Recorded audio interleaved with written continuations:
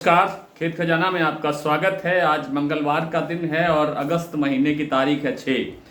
आज सरसों का बाजार कैसा खुला आप सबको जानकारी है। बाजार थोड़ा कमज़ोर खुला था, लेकिन शाम को बाजार में आप नहीं कह सकते, प्लांटों के अंदर कुछ सुधार हुआ है। और कितना सुधार हुआ है इस पर बात करें उससे पहले आपसे वही विनम्र निवेदन, यदि आप इस चैनल पर पहली बार हैं तो इसे सब्सक्राइब कर लीजिए।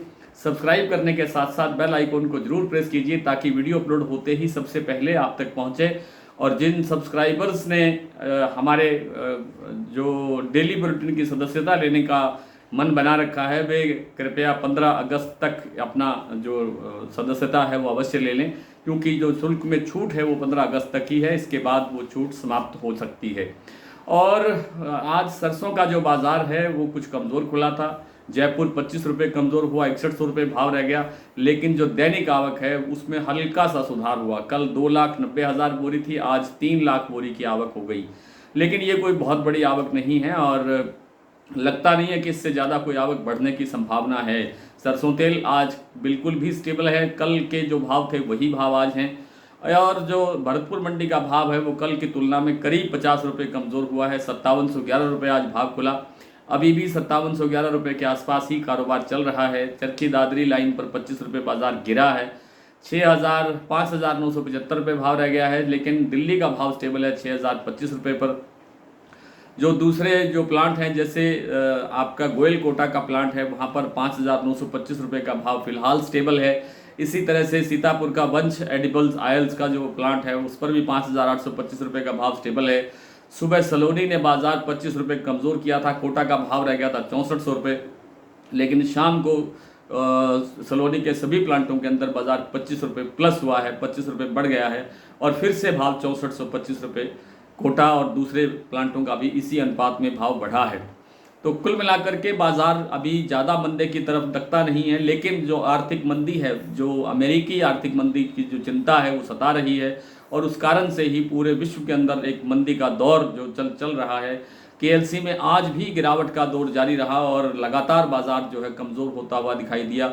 हालांकि कहा यह जा रहा है कि 1 अगस्त से लेकर के 5 अगस्त तक, यानी पिछले 5 दिनों के अंदर मलेशिया पाम का उत्पादन जो है वो घटा है, 26% तक घटा है या 26 से कुछ ज़्यादा प्रतिशत घटा है। लेकिन निर्यात बढ़ने की या घटने की अभी तक कोई रिपोर्ट सामने नहीं आई है। जुलाई महीने की जो मासिक रिपोर्ट है वो 10 अगस्त को आ सकती है।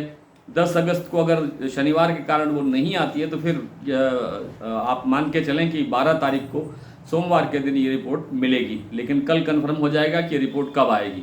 कुल मिलाकर के बाजार में तेज़ी की संभावना बिल्कुल नहीं लगती है फिलहाल, और बाजार ज़्यादा गिरावट की तरफ भी नहीं लगता है। आज कुछ मंडियों के भाव थोड़ा सा शेयर कर लेते हैं आपसे। प्लांटों के भाव तो मैंने आपसे बता ही दिए।